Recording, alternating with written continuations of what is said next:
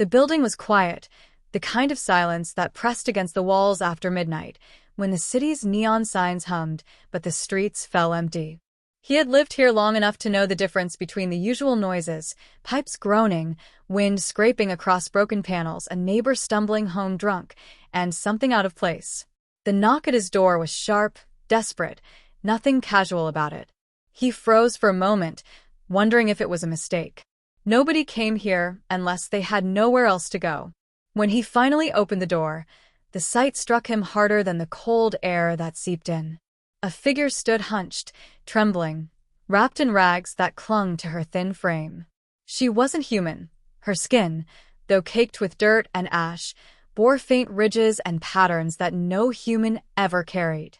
Her eyes, wide and dim with exhaustion, barely met his.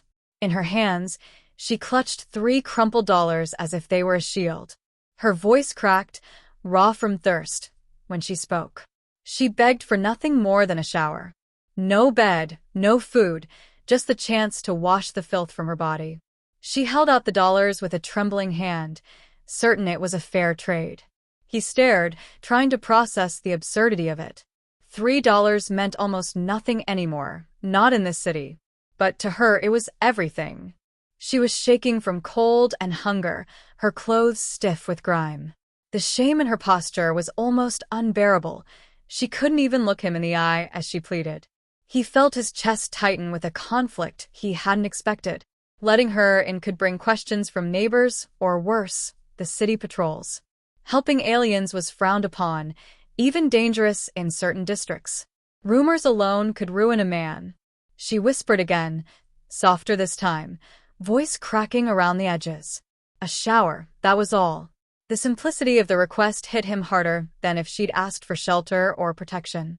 Something so basic, something he took for granted, had been stripped from her until it felt like salvation. He saw how her fingers curled around the dollars, how she offered them like a lifeline, as though she believed she had to pay for even the smallest mercy. He should have closed the door. That was the sensible thing. It wasn't his problem.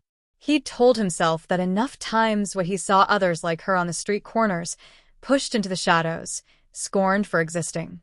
It was easier not to get involved.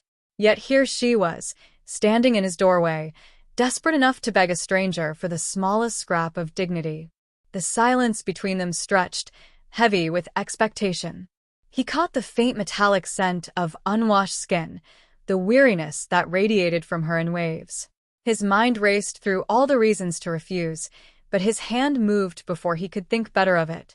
He stepped aside, the motion awkward and uncertain, leaving the doorway open. She blinked at him as if she couldn't believe he meant it. When he gave a small nod, she hesitated, then shuffled inside, clutching her bundle of rags tighter. Closing the door behind her, he felt the weight of what he had just done. It was such a small decision, a trivial kindness, but in that moment it felt like something far larger had shifted. A line crossed, a choice made. The crumpled dollars remained clutched in her hand, forgotten for now, but her posture had changed. Where shame had bent her low, there was now the faintest flicker of relief. He told himself it was just a shower, nothing more. But deep down, he knew the night had already altered the course of his quiet life. What began as a knock on the door was now a burden he had willingly accepted, and he couldn't shake the thought that letting her in had set something in motion that neither of them could ever undo. Steam curled faintly under the door, carrying the sound of water hitting tile, a rhythm that filled the apartment with something it hadn't held in years, a sense of quiet renewal. He sat on the worn chair near the kitchen, staring at the 3 crumpled bills she had placed carefully on the counter as though terrified of owing him a debt. They looked absurd there, fragile and meaningless, yet somehow heavier than gold. He had not realized until now how sacred something as ordinary as running water could become when denied long enough. When she emerged, the change was startling, not because she looked radiant, her body was still frail, her eyes sunken with hunger, but because the layers of dirt and grime no longer concealed the story written across her skin. Scars traced her arms like maps of old battles, burns patterned across her shoulders, lash marks faintly healed over time. Each mark told of pain inflicted with methodical cruelty, and she did not try to hide them. For her, this was simply the truth of survival. He offered her food before he could think better of it.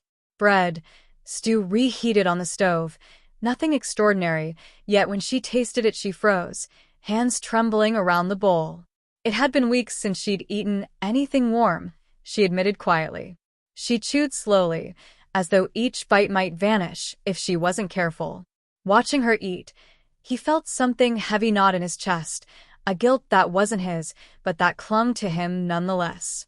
The words began to come, halting and broken, but once started they did not stop.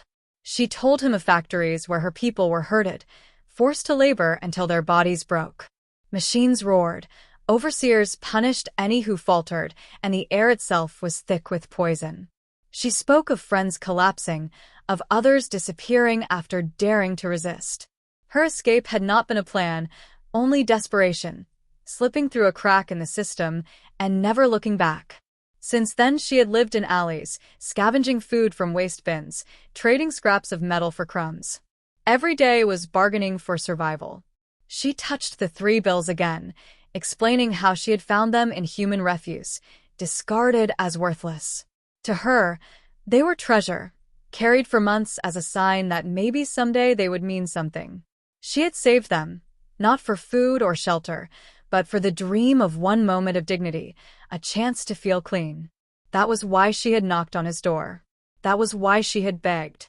He listened, each detail carving deeper into him. What struck hardest wasn't just her suffering, but how she told it without bitterness, as though she had long accepted the world's cruelty as inevitable. Yet in her tone lingered the faintest thread of defiance, a refusal to be erased. The apartment seemed smaller now, as if the weight of her truth pressed against the walls. He realized how invisible people like her were made, how easily entire lives could vanish into silence because no one cared to see. Looking at her across the table, wrapped in the towel he'd given her, he no longer saw an alien intruder, but someone who had endured far more than anyone should. She noticed his silence and offered to leave, afraid of overstaying the fragile welcome. But he shook his head, telling her to rest. Tomorrow, perhaps, the world outside would come crashing in with its judgments and dangers. Tonight, at least, she could eat, breathe, and know she was not unwanted. And in that small moment, both of them understood that the knock at his door had been more than chance.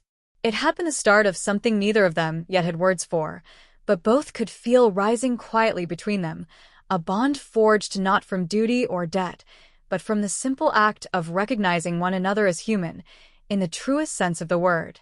Word traveled faster than he expected, carried on whispers through hallways and across markets, where watchful eyes never missed a thing. A neighbor glanced at him differently, another muttered something sharp as he passed, and soon there was no mistaking it. People knew. The story twisted in the telling, of course. Some said he had taken in an alien lover, others that he was hiding criminals in his home. The truth, quiet and simple, that he had only opened his door to someone desperate, seemed too small for the weight it now carried. At first it was subtle. Strangers lingered near his building longer than usual, watching from corners before disappearing into alleys. Then came the soft knocks in the night, hesitant, uncertain. He opened the door once and found another alien standing there, younger, gaunt, eyes hollow with hunger. No words were exchanged, only a quiet plea that needed no language. He gave food, water, and they left without asking for more. Others followed, each leaving quickly, never staying long, but always carrying the same mix of shame and gratitude. The woman noticed before he did how dangerous this had become. She urged him to stop, to turn the others away. Her voice carried fear, not for herself, but for him. If patrols discovered what he was doing, they would not care about motives or mercy. Laws were written to keep boundaries clear, to punish those who crossed them. He told her he understood, but still, when another knock came, he opened the door. The atmosphere in the neighborhood shifted. Old friends became distant. Neighbors avoided his eyes. One finally confronted him, accusing him of betraying his own kind. The word stung, But behind the anger was fear, the kind born of knowing that kindness could be punished as harshly as crime.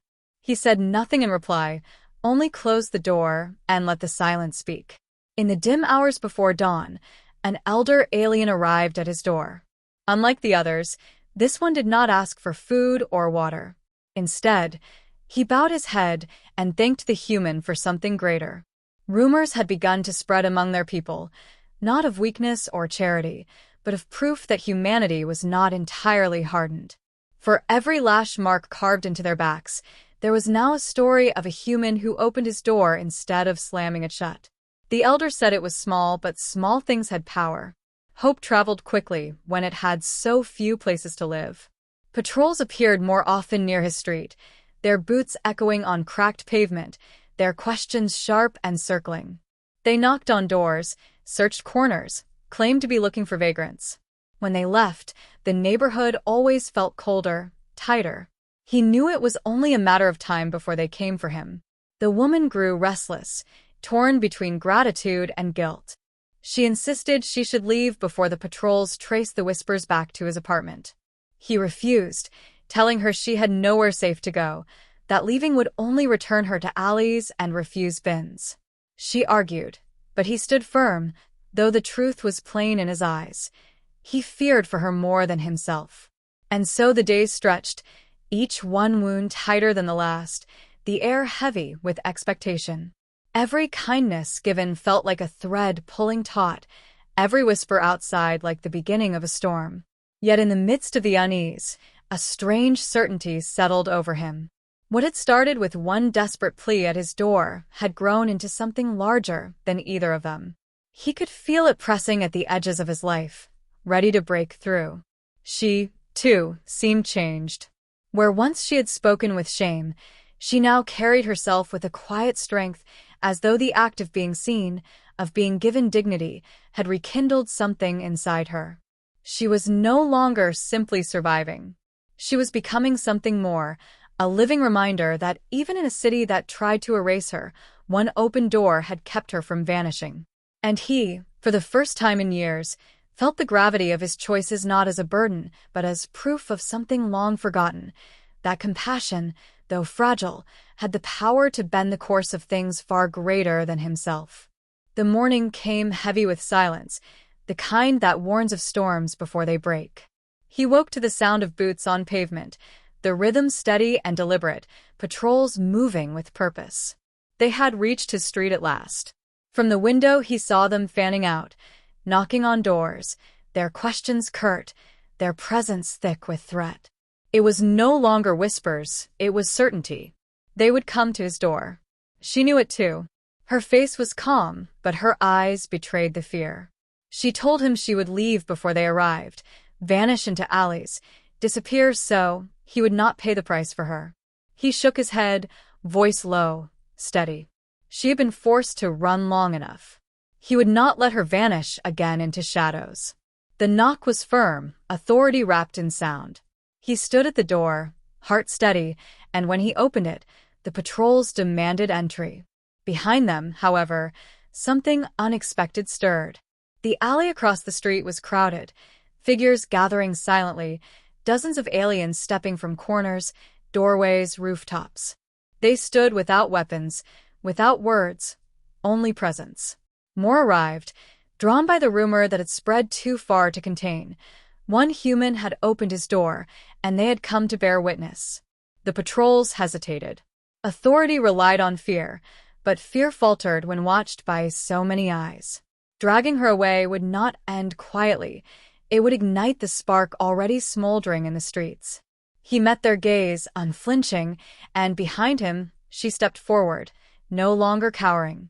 Her voice was clear, louder than he had ever heard it. She declared that one human had given her dignity when the world denied it, that this alone proved coexistence was possible. She spoke not for herself, but for all of them, her words carrying the weight of every scar on her body. The silence that followed was thick, charged. The patrols glanced between one another, between the human at the door and the crowd pressing closer. For a long moment it seemed violence would break, but then they pulled back, their retreat brisk, uncertain, as though unwilling to test the strength of what had formed here. Their boots echoed away, leaving the street in stillness. The crowd did not cheer. They did not need to. Their presence itself was the answer. Hope had taken root, fragile yet undeniable, and it had begun with nothing more than a shower, a meal, a door left open.